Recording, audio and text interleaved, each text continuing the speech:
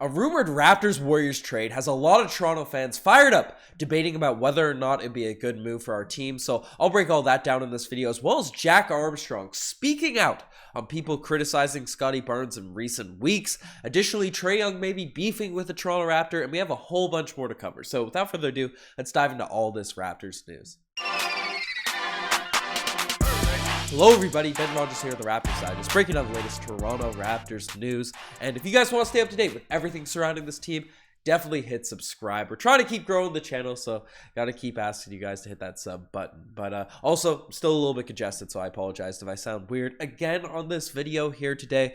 We're pushing through. Let's get to the news. And the first thing we're taking a look at is a rumored Raptors-Warriors trade involving Gary Trent Jr. Now, you might be thinking, Ben, you just made a video on this. You discussed the reports and rumors coming out. And yes, I discussed about how the Golden State Warriors were interested in potentially trading James Wiseman to the Raptors in a deal for Gary Trent Jr. I also talked about the report that I just deemed as false. I think it's fake news. I don't see any world where a GM as smart as Masai Ujiri would ever contemplate the report that came out, essentially indicating that the Raptors would be willing to give OG Anunoby up to the Golden State Warriors in return for Draymond Green, who is at this point washed. I know he's a four-time champ and all that, but he's not provided near the value OG Anunoby is to this Raptors team, so I don't see why that package would happen. But since I made that video, there's been a lot of people chiming in, making discussions about a rumored trade that has been linked to all these reports, all these rumors, and it's essentially involving Gary Trent Jr., a specific package that was thrown out by the reporter that broke all this news that has created some very interesting discussions. Now, I'll take a look at it here, and you can basically see it. So, the framework of a Trent Warriors trade proposal. The framework would look something like what Devaney proposed, Wiseman and other young assets in exchange for Trent. So here's an outline of the potential trade that could work for both parties. Gary Trent Jr. to the Golden State Warriors, James Wiseman, Kuminga, Dante DiVincenzo, and a 2028 second round pick. Now, I heard rumblings about this trade when I made that previous video. I think I briefly just named something like that, how I'd gladly accept it. And there was people talking about if that was the deal in our comment section last video, they would definitely do this deal. And that's led to a lot of debates amongst Raptors Twitter, Reddit, and all that sort of stuff. And I just wanted to dive into the numbers for all these guys because, again, Gary Trent Jr. is a dude that has put up, his numbers have been down a bit this season, 16.6 points per game, 2 rebounds, 1.5 assists. His percentages have really fallen off, just 32% from the three-point line, 41% of the field. I think just due to the law of averages, just due to his hot start and then his struggles, right? Gary Trent Jr. is an up-and-down player. I think those numbers are going to improve, but at this point, hypothetical, the trade value is lower. And a lot of people have said, given Gary Trent's contract situation is going to be looking for a lot of money, and we have to keep in mind that we have to pay Pascal Siakam, Fred VanVleet, Scottie Barnes. Now, Fred's his whole own bag of worms, especially following his last couple of outings, but I digress on that point. But we have a lot of guys we'll have to pay, a lot of young dudes that are coming up off the books in the next 2 to 3 years. So tying up a lot of revenue into Gary Trent Jr., it might make sense to trade him at this point, but that's his own whole sort of discussion. So if we were to make a move and the Golden State Warriors were truly interested, Kuminga, Wiseman, even though Wiseman's down in the G League at this point, Dante DiVincenzo, we got to dive into the stats to see if that would actually be a nice return.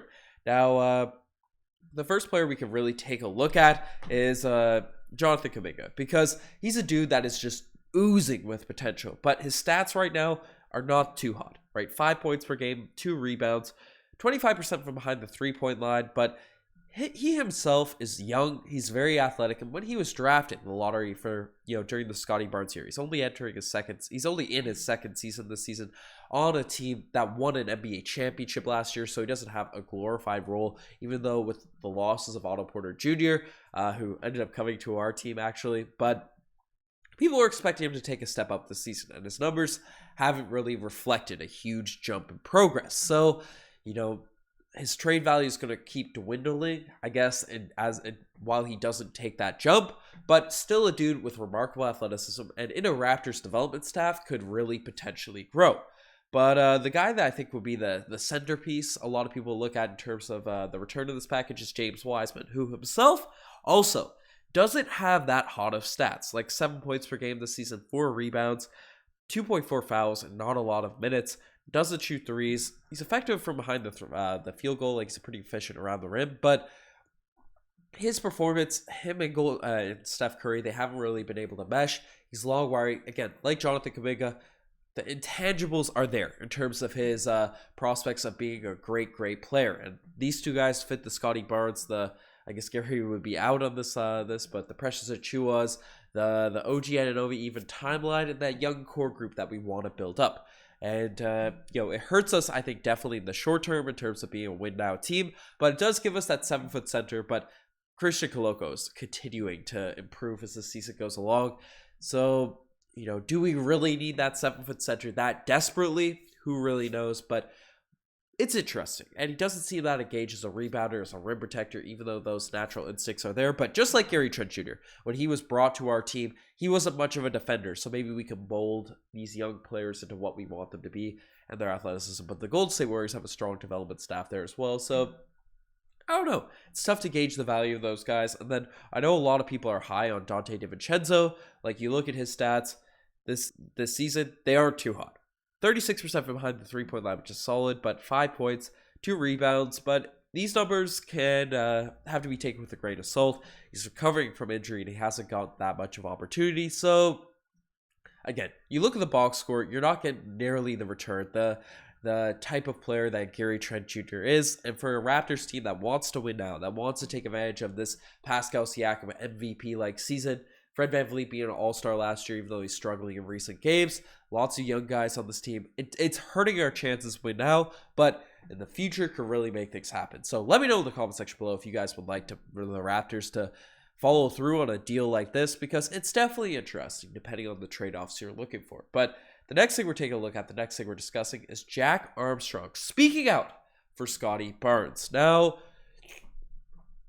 as discussed in a lot of her recent vids, Scottie Barnes has not been the most efficient. He struggled really getting to the rim. He hasn't taken a massive jump in his second year. And in fact, his points per game are down. His efficiency's a little bit down. So Scottie Barnes is disappointed. Some Raptors fans, as a lot of people, especially with all the talk this summer about how the Raptors wouldn't trade him for Kevin Durant, people were hoping he's going to take a massive step up. Now, on this channel, I've discussed Scottie Barnes is still an amazing playmaker. He shows so much potential, and he's still been really good.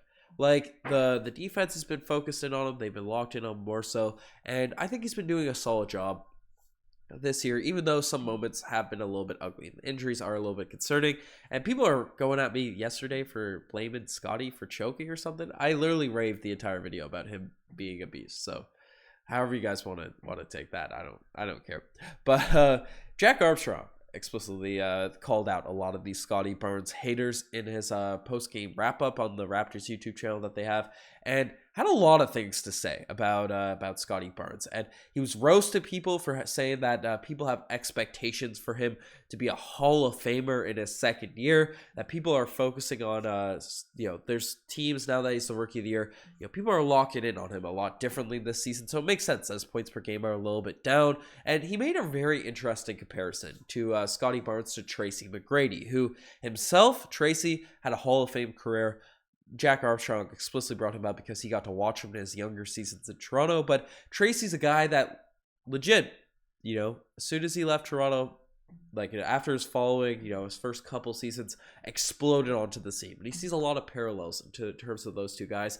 Once that light turns on, he says Scottie Barnes, even though they don't play like a similar style to Tracy McGrady, the growth trajectory sees a lot of similarities. And Scottie Barnes already has a few of those lights turned on in his rookie season before Tracy's already seen it happen. So people just need to take their time with the potential that Scottie Barnes can provide.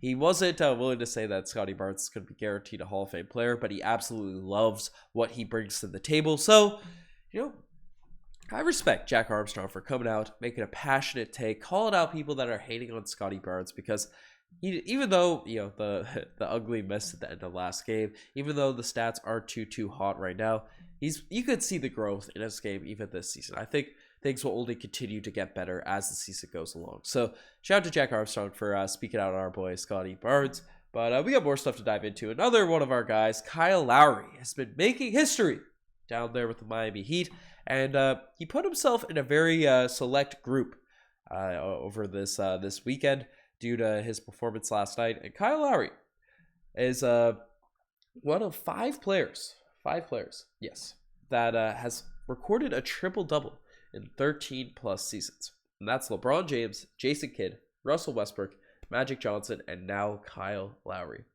That's a pretty nice list to assert yourself in with. That's coming from StatViews as well. And shout out to Kyle, man, because obviously he received a lot of flack, a lot of criticism for his performance in the playoffs, playing injured. Had a couple bad games to start off the season, and people were really gunning for his head. And last night, recent weeks, I picked him up in fantasy and stuff. He has been an absolute monster for that Miami Heat squad. Like, look at what, or I don't know the stats he put up. He put up a triple-double, like 20 plus points per game, 11 rebounds, something like double-digit assists.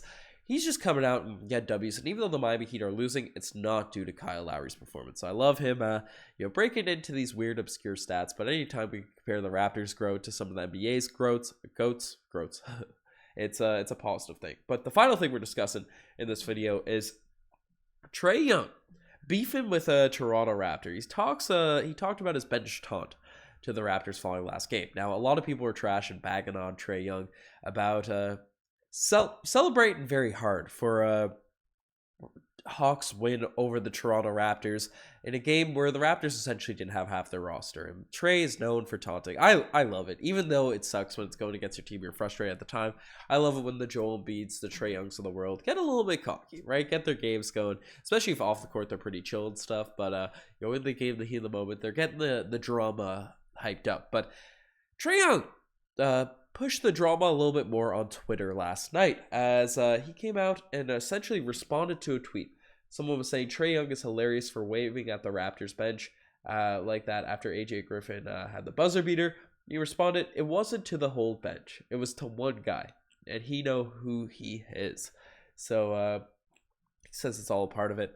So apparently there's one dude that's on the Raptors bench as well. So it can't be, Scottie. It can't be the Fred VanVleet. Can't be Thaddeus Young. Can't be Christian Coloco. It can't be who's the other Raptor on the court at the end of that game. My mind will pick that up at some point, but if I had to make my guesses, if I had to make my opinion, I think it might be Malachi Flynn because they're the same size. Malachi Flynn seems quietly like a smack talker or something like that. He's always going at the Atlanta Hawks. He had a big game himself that night, so maybe he's one of our injured dudes, but Trae Young is out here beefing with one of our guys. I love to see it, especially where the Raptors came out. It wouldn't have been OG Anunoby either because he was on the court. So, my guess is Malachi Flynn. That's a huge guess. I'm not reporting that or anything like that, but it's fun to see Raptors bench players beefing with a star like that. But folks, you guys are the best to make this far. Check out, subscribe to the channel. It helps us out big time. The Instagram's back popping. Apologize if I sound horrible on this podcast because my voice and stuff, but you guys are the best. I'm signing out. Cheers.